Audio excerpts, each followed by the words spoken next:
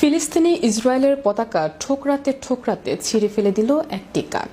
এমনই একটি ভিডিও ঝড় তুলেছে সোশ্যাল মিডিয়ায়। আর এটি শেয়ার করে অনেকেই বলেছেন ইসরায়েলের ধ্বংসযজ্ঞ মেনে নিচ্ছে না অবুঝ কাকও। বিস্তারিত থাকছে ডেস্ক রিপোর্টে। পতাকাটি ফিলিস্তিনে ইসরায়েলের একটি ভবনের ছাদে টাঙানো ছিল। ভিডিওতে দেখা যায় একটি লৌহ দণ্ডের মাথায় টাঙানো রয়েছে ইসরায়েলি পতাকা। এ সময় সেখানে একটি কাক উড়ে এসে বসেই পতাকা ঠোকরাতে ঠোকরাতে টানতে থাকে। এভাবে একের পর এক চেষ্টায় শেষ পর্যন্ত সফল হয় কাকটি। লৌহ দণ্ড থেকে ইসরায়েলের পতাকাটি খুলে নিচে ফেলে দেয় সে। পতাকা খুলে ফেলার পরও চলে যায়নি কাকটি, বরং বীরের মতো লৌহ দণ্ডের উপর বসে থাকতে দেখা যায় তাকে। অভাবনীয় এই ঘটনাটি দেখতে কিছু ফিলিস্তিনি জড়ো হয়েছিলেন সেখানে।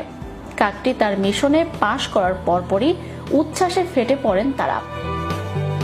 একজন টুইটার ব্যবহারকারী লিখেছেন, একটি স্মার্ট ফিলিস্তিনি বিদ্বেষী কাক। ফিলিস্তিনি সার্জন কাকের কীর্তি দেখে লিখেছেন, পাখিটি ইসরায়েলি দখলদারিত্বের বিরুদ্ধে ফিলিস্তিনিদের প্রতিরোধের প্রতীক। ইসরায়েলি এক সাংবাদিক ভিডিওটিতে মন্তব্য করে বলেছেন, ঈশ্বর নিঃসন্দেহে আমাদের কাছে কিছু ইঙ্গিত করছেন, ঠিক কি তা নিশ্চিত নয়।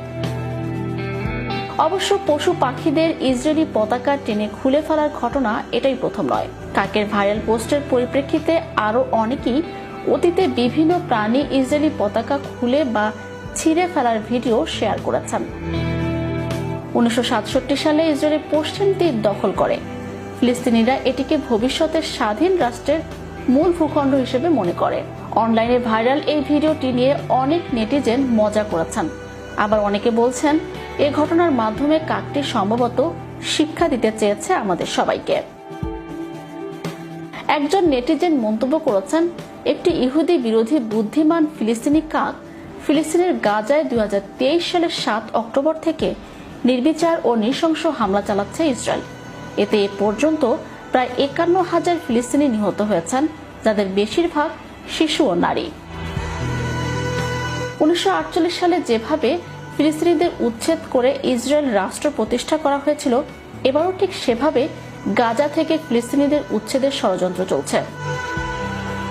প্রতিশ্রুত ভূমি, মনোনীত সম্প্রদায়, ভূমিহীন মানুষের জন্য মনুষ্যহীন ভূমি, পশ্চিমা দুনিয়ায় প্রতিষ্ঠিত অত্যন্ত শক্তিশালী 3টি বয়ান, যেগুলোর উপর ভিত্তি করে ইহুদিদের জন্য ঐতিহাসিক ফিলিস্তিন ভূখণ্ডে জোরপূর্বক আধুনিক ইসরায়েল রাষ্ট্র স্থাপনকে বৈধতা দেওয়া হয়েছে। Channel Europe international desk.